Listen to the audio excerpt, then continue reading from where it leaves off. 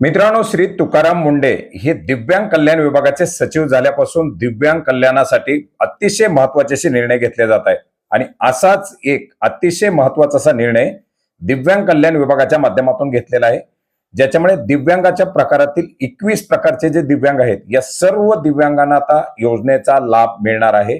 40% पेक्षा जास्त दिव्यांग असलेले जे दिव्यांग बांधव आहेत सर्व प्रवर्गातील यांना आता सर्व योजनांचा लाभ दिला जाणार आहे। मित्रांनो, 1995च्या GR नुसार राज्यामध्ये फक्त 7 प्रकारच्या दिव्यांगांना दिव्यांग योजनेचा लाभ दिला जात होता, परंतु एकंदरीत आपण जर पाहिलं तर दिव्यांगाच्या प्रकारामध्ये 21 प्रकारच्या दिव्यांगाचा समावेश करण्यात आलेला आहे।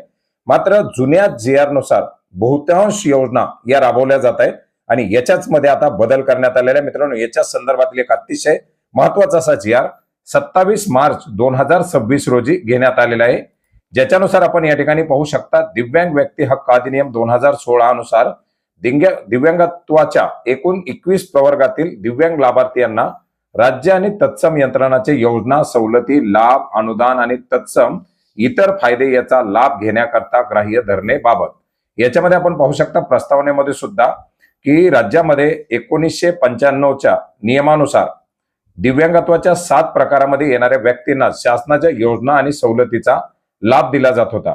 मात्र 2016 मधील समाविष्ट झालेल्या 21 दिव्यांगत्वाच्या प्रकारातील व्यक्तींना हा लाभ देणं अनुदेय होतं आणि यास्तव ही चेंज हे बदल करण्यात आलेले आहेत।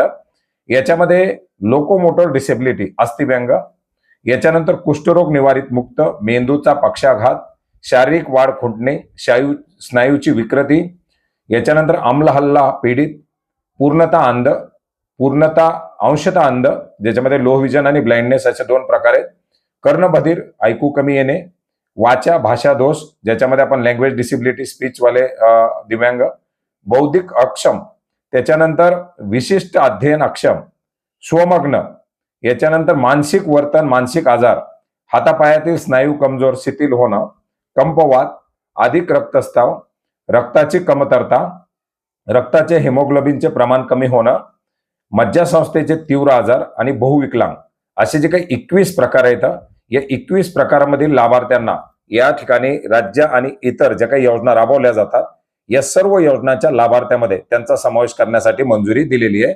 त्या लाभार्थ्याकडे UDID कार्ड असावं आणि दिव्यांगत्वाचं जे प्रमाण आहे ते 40% पेक्षा जास्त असेल असे सर्व प्रवर्गातील लाभार्थी हे योजनांसाठी लाभ असतील। ज्या दिव्यांग व्यक्ती कायमस्वरूपी दिव्यांगत्वाचं प्रमाणपत्र धारक आहेत त्यांना शासनाच्या योजनाचे लाभ अनुदेय राहतील।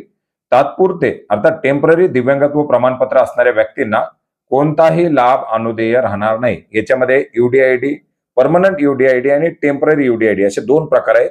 टेम्पररी UDID कार्ड असलेल्या लाभार्थ्यांना या योजनांचा लाभ दिला जाणार नाही। याच्यामध्ये जे टेम्पररी UDID कार्ड आहेत ते फक्त टेम्पररी UDID कार्ड म्हणून त्यांना लाभ दिला जाणार आहे। याच्यामध्ये परमनंट डिसेबिलिटी वाले जे लाभार्थी असतील त्या लाभार्थ्यांना या 21 प्रकारच्या योजनांचा लाभ दिला जाणार आहे। मित्रांनो, हा शासन निर्णय आपण maharashtra.gov.in या संकेतस्थळावरती पाहू शकता। याची लिंक आपल्याला व्हिडिओच्या डिस्क्रिप्शन बॉक्समध्ये सुद्धा देण्यात आलेली आहे। धन्यवाद।